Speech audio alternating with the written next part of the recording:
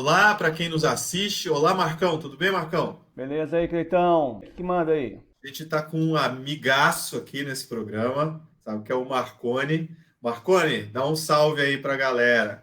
Fala aí, galera, beleza? Tudo bom, Marcão? Tudo bom, Cleiton? Que bom estar aqui com vocês hoje, cara. Muito bom mesmo. Então, hoje, o nosso tema na roda nosso tema na mesa é os impactos no mundo do trabalho da sociedade digitalizada. E vocês falaram de um filme, eu não assisti o filme, vocês disseram que o filme é fantástico, mas eu não assisti o filme, que é um filme, como é que é o nome do filme, Marcão? Você não estava aqui. Na verdade, foi uma indicação do Marconi. Vamos dar uma assistida no trailer? I've done all sorts, you name it, I've done it.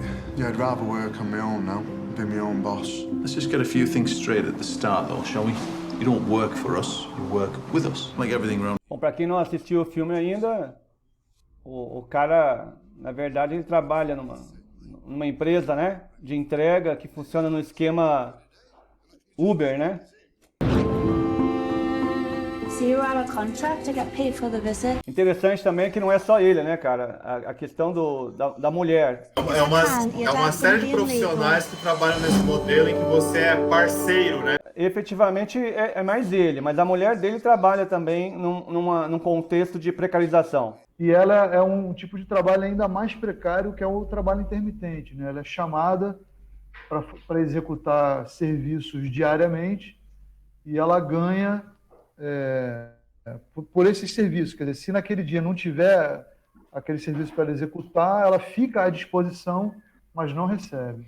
Assim, os dois trabalham numa relação de precarização. E tem um trecho do filme que eu achei muito interessante, que eu acho que é um gatilho legal para a gente conversar aqui, que é quando ele leva a menina para trabalhar com ele não tem com quem deixar a menina, né? Então ele acaba levando a menina junto na entrega. Ela passa um dia de trabalho com ele. Um dia. E aí ela faz uma reflexão com ele, perguntando para ele como é que funcionava isso, quem é que programava isso, quem é que estava por trás de toda aquela tecnologia que ficava monitorando ele e tal. E ele fala, eu acho que deve ser um robô, deve ser alguma coisa assim. E aí a menina já está numa crise, porque o pai está trabalhando 14 horas por dia, né?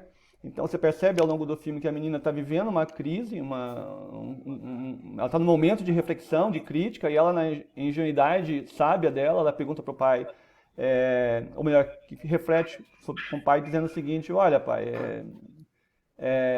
eu acho que essas pessoas que estão por trás da programação de tudo, né?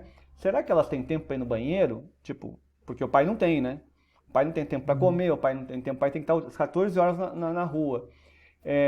Eu acho que se são eles que estão por trás disso, são eles que controlam o tempo, então provavelmente eles devem ter dado um jeito de destinar um tempo para eles irem no banheiro.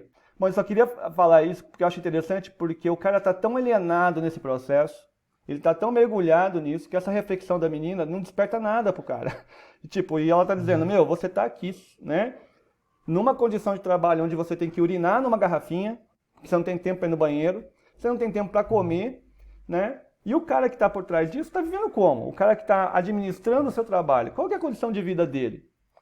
Então eu acho... Tem tempo de ir numa reunião de pais, né, da escola do filho. Então, e aí eu acho que é um gatilho interessante porque, vamos lá, né? Todo esse modelo de trabalho, onde o cara parece que o cara se identifica como sendo um empreendedor, né? Como sendo o cara, agora eu vou ganhar dinheiro porque agora eu vou trabalhar para mim, né? Isso tudo de alguma forma está associado. A gente poderia fazer muitas discussões sobre o mundo do trabalho, né? Sobre a automatização, o fato da internet das coisas possibilitar que o trabalhador fique em casa e operando máquinas à distância. Tem uma série de questões aí de fundo, mas desse modelo de negócios, né, que coloca o cara que está na frente do processo ali, na produção, né, numa condição como essa, desse cara desse filme, ou como do motorista do Uber, eu acho que é uma questão interessante, né, quer dizer, isso é uma transformação que veio, e aí eu coloco uma questão de fundo para a gente discutir aqui, que eu não sei, eu tenho me provocado. Será que a gente está vivendo um processo onde vai acabar a ideia de trabalho vai acabar, ou eu estou confundindo, não é a ideia de trabalho, é a ideia de emprego? O que está acontecendo nesse processo? Qual vai ser as implicações disso para o mundo do trabalho? Nos anos 90, Marcos, essa discussão surgiu com bastante força E surgiram algumas teses dentro da sociologia, dentro do próprio estudo da história, da filosofia, que elas pressupunham que essa tecnologia, a automação, a aceleração promovida pela comunicação, pela digitalização e tal, elas acabariam com a necessidade do trabalho. Claro, seria o fim do trabalho. A gente viveria não numa sociedade de produtores, mas numa sociedade de consumidores, né? Com o tempo, essa tese foi se provando bastante frágil. E agora, né, a gente está avançando aí nos anos 2000, e ficou muito claro que a gente não vive uma sociedade do fim do trabalho. Eu acho que esse filme é interessante porque, para que a encomenda chegue na sua casa, há um conjunto de trabalhadores que precisam dispor do tempo deles para poder fazer que essa logística funcione. Aquela tecnologia lá que o pessoal achava que ia dispensar o trabalho humano, né? Ela está presente nessa, ela faz a mediação dessa logística, mas ela não consegue suprimir o trabalho humano vivo, né? A presença do trabalhador ali. Agora, o que está acontecendo? As relações de trabalho, que é o emprego, né? O contrato de trabalho, as proteções para o trabalhador que existiam antes, essas sim estão acabando. Então, o trabalho não acaba, mas o emprego sim, né? O contrato de trabalho ele acaba. E isso tem consequências terríveis para os trabalhadores, né? Isso que a gente chama de precarização do trabalho tem consequências terríveis para as famílias dos trabalhadores, porque eles passam a trabalhar no regime sem qualquer proteção. Se o cara sofre um acidente, ou se ele, por alguma razão, como o cara não sofreu um acidente, ele precisava ir na reunião da escola do filho dele, ele não consegue tempo nem para cuidar do próprio filho, porque ele ganha exatamente o tempo de trabalho executado. Então, no caso dele, pior ainda, porque quando ele não consegue trabalhar no dia, ou ele arruma alguém para executar o trabalho dele, ou ele paga aquele dia de trabalho porque ele fica devendo esse trabalho, né? Então, é uma situação de precarização terrível. Então, ele não tem... Para ele tirar férias, ele tem que acumular, fazer uma poupança ele próprio para parar de trabalhar final de semana, ou se ele quiser ficar 10, 15, 30 dias sem trabalhar, ele tem que executar um sobretrabalho, sendo que ele já trabalha 12 horas por dia, mas ele teria que trabalhar mais do que isso, acumular dinheiro para poder ficar sem trabalhar, né? Ou pagar alguém para trabalhar por 30 dias para ele, né? Senão ele perde a linha. Eles disputam, os trabalhadores disputam entre eles ali a linha, né? Quem vai pegar a melhor linha, que tem mais entregas, enfim, que rende mais. A gente está falando aqui da uberização, que é um processo que já vem de um tempo. Aliás, esse termo uberização, acho que já tem uns 5 anos, que se trabalha com esse termo uberização, que é um modelo de trabalho em que o trabalhador ele tem que ter a força de trabalho e ele tem que ter os meios de produção. Então, ele oferece as duas coisas. Se ele não tiver as duas coisas, ele não consegue mais trabalhar. É diferente do trabalhador da fábrica, né, dos anos 80, por exemplo, da fábrica, que ele ia lá e vendia a força de trabalho e cabia à fábrica fornecer o equipamento, o torno mecânico, os equipamentos de segurança, o capacete, aquela bota que impedia que se o negócio caísse no pé, machucasse o pé. Então, você tinha um conjunto de responsabilidades que era da fábrica, né? Os meios de produção era da fábrica. Também você tinha um conjunto de responsabilidades que era da fábrica, que se aconteceu, se estragou a máquina, o trabalhador não pode trabalhar porque estragou a máquina. O trabalhador não perdia o dia de trabalho, era a fábrica que tinha que pagar o dia de trabalho do trabalhador e tinha que consertar a máquina. Quando você pensa nesse modelo de uberização, primeiro, o aplicativo, né, no caso Uber ou 99, ou qualquer um desses aplicativos, primeiro ele se coloca como o que oferta o emprego. Então, ele não é o patrão, ele não é aquele que contrata o trabalhador. Ele é só um aplicativo que o trabalhador usa. Então, o trabalhador ele usa o aplicativo, ele usa o serviço do aplicativo e o aplicativo cobra um percentual do que o trabalhador ganha pelo uso do aplicativo. Essa é a lógica que eles utilizam, né? Então, é um aplicativo que ele tem ali dentro dele um cadastro muito grande, um volume de informações muito grande, que ele fala, olha, tá, eu tenho as pessoas que precisam do carro, né? E eu tenho os motoristas aqui dentro que estão oferecendo o carro e ele junta essas duas pessoas, mas ele não assume responsabilidade nenhuma com aquele trabalhador, com aquele motorista. Então, o motorista tem que ter o carro, o motorista, se ele sofreu uma multa, ele que paga a multa, se o carro sofreu um acidente, ele que tem que consertar o carro, se ele não consertar o carro, ele não recebe salário. E eles trabalham muitas horas, porque a hora não trabalhada é uma hora não recebida. Então, você cria um modelo de trabalho em que todos os riscos são do trabalhador. O trabalhador, ele assume todos os riscos e não tem direito absolutamente nenhum. Esse processo se amplia muito mais quando você vai vendo, por exemplo, o aumento que se tem das compras online. Então, quando você começa a ter hoje as pessoas compram muito mais pela internet. Então, você tem a entrega pela internet, você tem a não necessidade da loja. Então, para que eu preciso de uma loja, de várias lojas na cidade, se eu posso ter só um armazém e organizar a distribuição da entrega? Então, isso se acelera. A gente tem a questão dos home office. Então, um monte de escritórios, eles passam a ter as pessoas trabalhando em casa. Isso significa que a pessoa tem que ter o computador, a pessoa que paga a luz, paga o computador. Se o computador dela não funcionar, a empresa vai lá consertar o computador, ou eu vou cortar o dia de trabalho daquele trabalhador se ele não dá um jeito de arrumar um computador e poder trabalhar. Porque o que tudo indica é que o desenho se o cara não tiver o computador para poder fazer o trabalho dele home office ou estragar o computador, ele perde o dia de trabalho. Então, aquilo que é do universo, que era do universo do Uber, isso chamado uberização, ele começa a se ampliar para toda a área que a gente pode chamar da área de serviços. Todo o setor de serviços, com raras exceções, pode passar por um processo semelhante, né? de organização do trabalho, no sentido de que o trabalhador ele passa a ser um parceiro da empresa e não tem relação nenhuma de patrão empregado da empresa, e todos os riscos deixam de ser da empresa e todos os riscos passam a ser do trabalhador. Não sei como é que vocês fazem essa leitura, e eu acho que a pandemia acelerou isso. Então, isso é um processo que já vinha em andamento, um processo que já estava em marcha, e que se imaginava que em 10 anos ele seria, digamos, a nova organização do trabalho seria nesse sentido, e que com a pandemia, aquilo que a gente veria em 10 anos, talvez a gente veja em um ano e meio, já muito presente na vida do trabalho no mundo contemporâneo. Todo mundo, hoje em dia, você ouve muito as pessoas falarem que o setor de serviço é um dos setores que mais emprega hoje, né? Não sei se vocês concordam comigo, a massificação dos trabalhadores hoje em dia talvez esteja mais no setor de serviços do que no setor de manufatura. Não sei se eu posso usar essa palavra. E aí, essa fala do Cleiton ajuda a gente a pensar uma coisa assim que eu queria provocar um pouquinho a gente para a gente conversar, porque então tudo bem, setor de serviços tem toda essa problemática, ok. E aí, no setor de serviços, essa discussão sobre, beleza, o trabalho continua sendo uma categoria fundamental para compreender as relações sociais, as relações de desigualdade, até as relações políticas, econômicas, ok.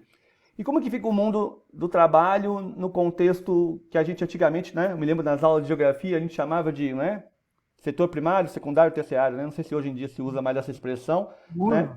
Usa. Porque, por exemplo, quando você pega toda essa propaganda que vem sendo feita da chamada Sociedade 5.0, da quarta revolução industrial, por exemplo, eu já vi vários vídeos de propaganda disso, falando de drones, né?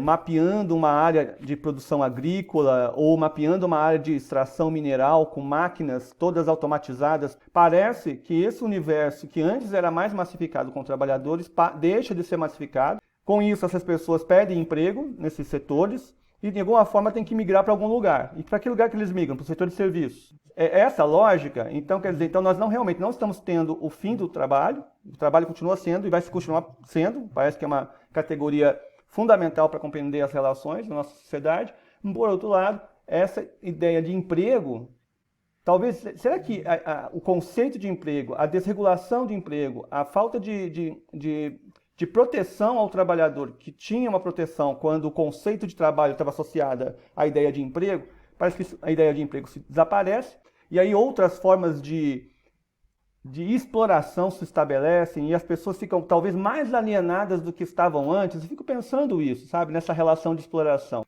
Eu acho, Marco, enquanto você estava falando, eu fiquei pensando, porque a gente costuma fazer reflexão a partir de trabalhos que exigem menos qualificação e trabalhos de menor remuneração.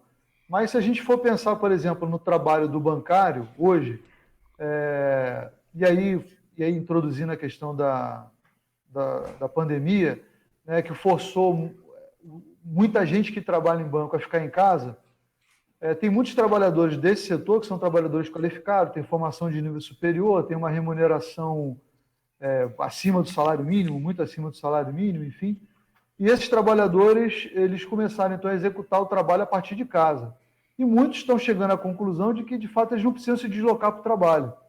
Então, o trabalho em home office, que era uma tendência, o Covid catalisou isso e a gente, talvez depois da pandemia, essa tendência vai estar cristalizada com um exército muito grande de trabalhadores, que o Cleitão tinha falado, né? Isso talvez fosse demorar 5 anos e acelerou para 1 ano, ou talvez menos.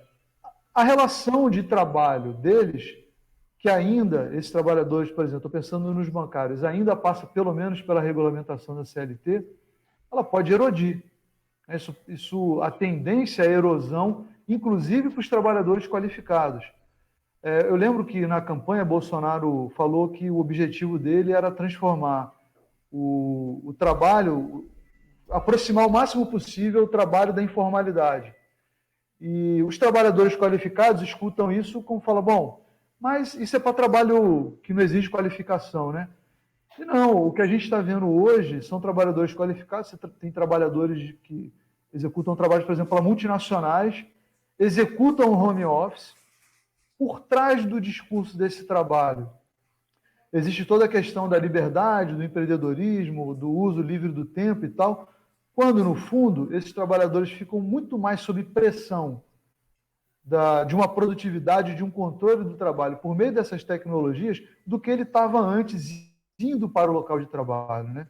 Então, ele está mais desprotegido, porque os contratos de trabalho tendem a desaparecer, porque eles viram cada vez mais prestadores de serviço, né?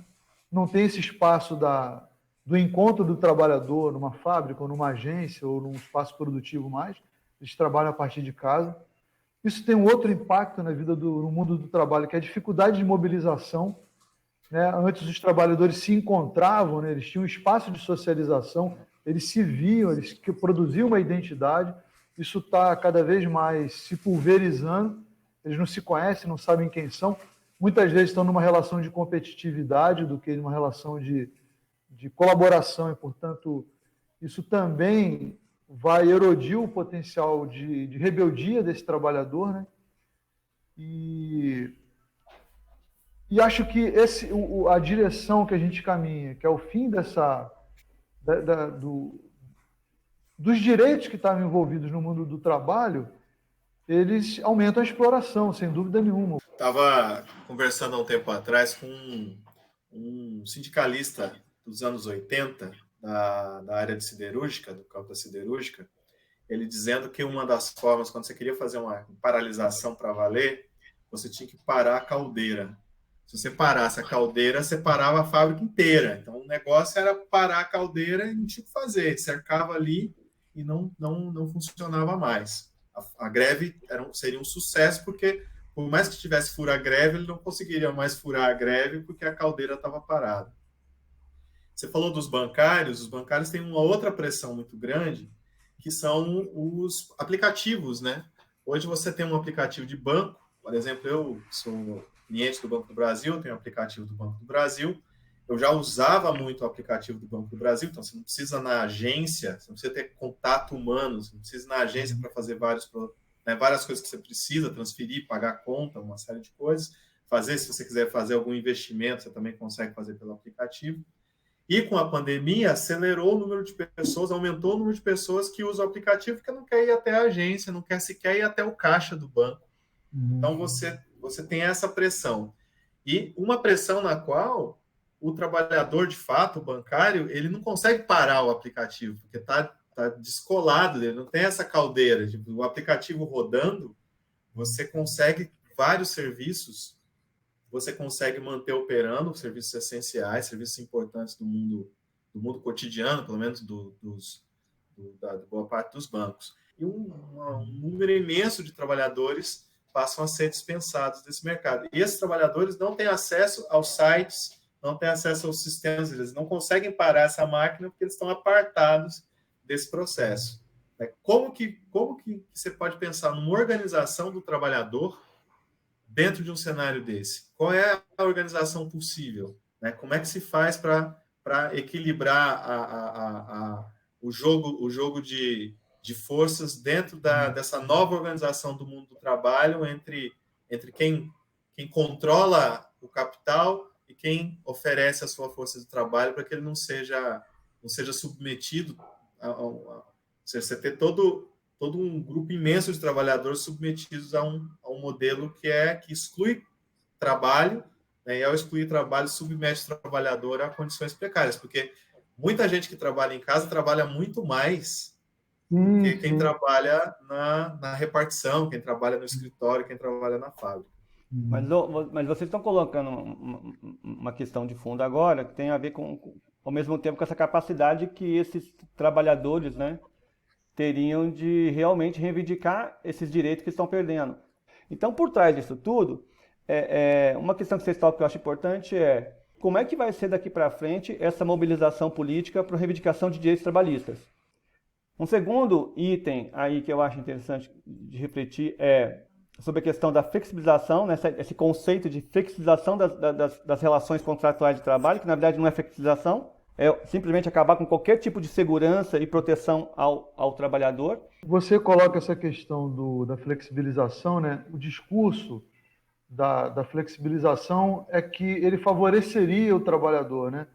A flexibilização ela não é apresentada para nós trabalhadores como uma flexibilização que favorece quem contrata. Ela é muitas vezes apresentada como uma flexibilização de que você tem mais liberdade de escolha de onde você vai trabalhar, com que você vai trabalhar, qual é o setor e tal, quando, na verdade, a flexibilização é bem isso que você falou, ela é um aniquilamento do contrato de trabalho, das proteções vinculadas a esse contrato e um aumento da exploração do trabalho. Então, a flexibilização, na verdade, é um aumento da exploração, a possibilidade de aumentar a exploração do trabalho, né? Eu acho que a gente está falando de duas coisas, né, na verdade. A relação com o aplicativo nem é flexibilização. Quando você é um motorista de aplicativo ou entregador de aplicativo, o aplicativo não reconhece aquilo como uma relação de trabalho. E existe todo um processo, né, um monte de advogados, a gente está falando de Big Techs, que tem feito um embate muito forte, no Brasil tem ganhado bastante, que não, isso aqui não é... O cara vem aqui e assina o aplicativo, ele usa o aplicativo, mas a gente não tem nenhuma relação com ele usa o nosso serviço. E a gente se remunera desse processo, que está circulando dinheiro aqui dentro, com um percentual que a gente pega do trabalho executado. Esse é o argumento dessa organização do trabalho promovida pelos aplicativos. Então, é mais sério do que flexibilização. É nenhuma. Não existe. Eles trabalham com a ideia de que não existe nenhuma relação de trabalho. Isso é uma coisa. Né? A outra coisa da flexibilização do trabalho é que se você flexibiliza, se você reduz uma série de direitos para o trabalhador, você garante que esse trabalhador vai conseguir emprego. Que pior do que ter um monte de direito e não ter, que melhor do que ter um monte de direito e não ter emprego é ter quase direito nenhum, mas ter emprego. Esse é o argumento que se usa. Ou seja, se você precarizar o trabalhador, aquele empresário que via no contrato de um trabalho, que via um risco ao contratar um trabalhador, ele vai contratar e esse cara vai ter emprego. Isso não tem acontecido, né? Você vai ver que fez a reforma trabalhista, não aconteceu de aumentar o número de empregos, aí se fez ainda um aprofundamento, os empregos continuam não nascendo, porque, na verdade, o que importa é se com aquele trabalho, com aquela força de trabalho que você vai comprar, se você vai conseguir lucrar com aquela força de trabalho. Essa é a lógica. Então, se eu sou um cara que eu estou com carros, eu estou com meus produtos ali estocados porque não vende. Se um trabalhador chega, então eu sou um empresário, meus produtos estão ali, eu tenho um monte de coisa, não vende, demiti gente por causa disso. Se aquele trabalhador vem e fala, olha, eu trabalho para você só a troco de comida, você não precisa me dar mais nada, ou seja, a precarização máxima, o cara vai trabalhar em troco de comida. O empresário olha e fala, cara, eu estou com uma coisa estocada, não vou vender, para que eu vou gastar um prato de comida por mês? Por que eu vou gastar de pagar comida para o cara? Então, você depenar o trabalhador, você colocar o trabalhador nessa, não vai melhorar a questão do emprego, porque a questão do emprego tem a ver se você tem uma expectativa de lucro a partir do que você está produzindo. Né? A mentalidade do capitalismo brasileiro e dos agentes que organizam isso é uma mentalidade totalmente voltada a precarizar o trabalhador e deixar o trabalhador num estado precário, como se isso aumentasse a possibilidade desse trabalhador estar empregado, que não é verdade. Tu falou isso, Cleiton, tem os dados da OIT, da Organização Internacional do Trabalho, olha que a OIT é conservadora, né, cara? A OIT não é um negócio comunista, socialista, nada disso. E eles têm dois dados que eu acho interessantes, cara. O empreendedorismo, ele floresce em sociedades de economia capitalista atrasada e em crise. Então, sociedades capitalistas estáveis, você tem um percentual de trabalhadores envolvidos com empreendedorismo pequeno. E eles fazem outra comparação. Países que flexibilizaram as suas legislações trabalhistas não geraram mais emprego. Agora, essa chantagem, ela pega muito, porque eu tenho muitos amigos, que reproduzem exatamente essa frase. Ô, Marconi, quando a gente discute, né, a questão da reforma trabalhista, cara, mas é melhor, bicho, ter trabalho do que ter um monte de direito. Reproduzem exatamente essa, que virou uma ideia-chave, né? Que se popularizou, ganhou uma textualidade social, né? E é uma chave ideológica que convence, cara, porque é uma chantagem, tipo, então flexibiliza tudo, porque pelo menos eu vou ter trabalho. Então, Gaetão, Marconi, esse debate ele está mostrando para mim que nós temos muito mais desdobramentos do que nós começamos, né? O que vocês acham? Vamos abrir um segundo programa e eu queria propor aqui o seguinte, então. Diante dessas transformações do mundo do trabalho nessa sociedade digitalizada, como é que fica essa relação, então, entre Estado e sociedade?